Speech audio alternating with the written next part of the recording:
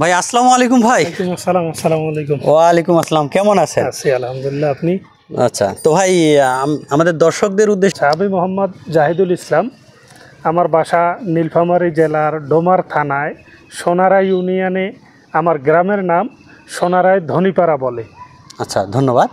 তো আপনি এই বছর কি প্রথম আদা চাষ করছিলেন নাকি এর আগেও করছিলেন? আমি এর আগে আদা চাষ করিনি, আমি এবছর প্রথম ট্রায়াল করার জন্য আচ্ছা, এই ছাদে অল্প সংখ্যক বস্তায় প্রথম এইবার আদা চাষ করতেছি। প্রথম করছেন যে আদা চাষ যে আসলে কেমন হয় বা আমি করতে পারছি কিনা এটাই তো নাকি? তো শুরুটা কিভাবে করছিলেন একটু বলেন দেখি। আমি শুরুটা করছি প্রথমে কিছু সংখ্যক বস্তা কিনছি, কিনে নিয়ে আসার পর আমি প্রথম আমি কারো ছাড়াই আমি নিজের উদ্যোগেই মাটি এবং কিছু গোবর, জৈব সার অর্থাৎ গোবর সার মাটির সঙ্গে মিক্সড করে বস্তার মধ্যে ভরছি। ভরার পরে তারপরে আদা গাড়ছি। এখন পর্যন্ত কোনো সার প্রয়োগ করিনি আমি, আল্লাহর রহম। এখন পর্যন্ত যতটুকু দেখতেছি সার প্রয়োগ ছাড়াই খুব ভালো রেজাল্ট আছে। আচ্ছা, এই যে বিশেষ করে এই যে দক্ষিণ সাইড, এই যে ছাদের মধ্যে যে দুইটা সাইড আছে, একটা আছে উত্তর সাইড, একটা দক্ষিণ সাইড। দক্ষিণ সাইডটা আছে আধা ছায়া এবং বিশেষ করে উত্তর যে সাইডটা আছে সর্বদা রোদ পড়ে। আপনার কাছে কোনটা মনে হচ্ছে আদা আসলে কোন ধরনের মাটির জন্য প্রযোজ্য?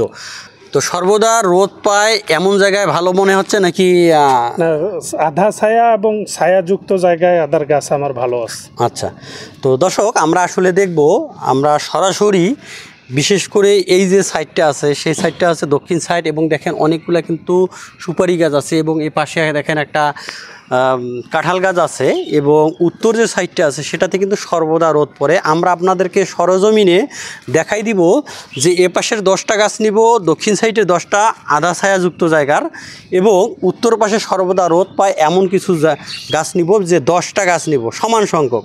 যে আমরা এখানে গুনবো যে বিশেষ করে আদার গাছের মধ্যে যে পাশ কাঠিগুলো আছে, এই কাঠিগুলা সহ রোদেরটা বেশি ভালো হয়েছে নাকি আধা ছায়া বা পুরো ছায়াযুক্ত জায়গায় আদা ভালো হয়েছে, এই জিনিসটা আমরা সরজমিনে দেখব। বিস্তারিত জানতে সাথে থাকুন।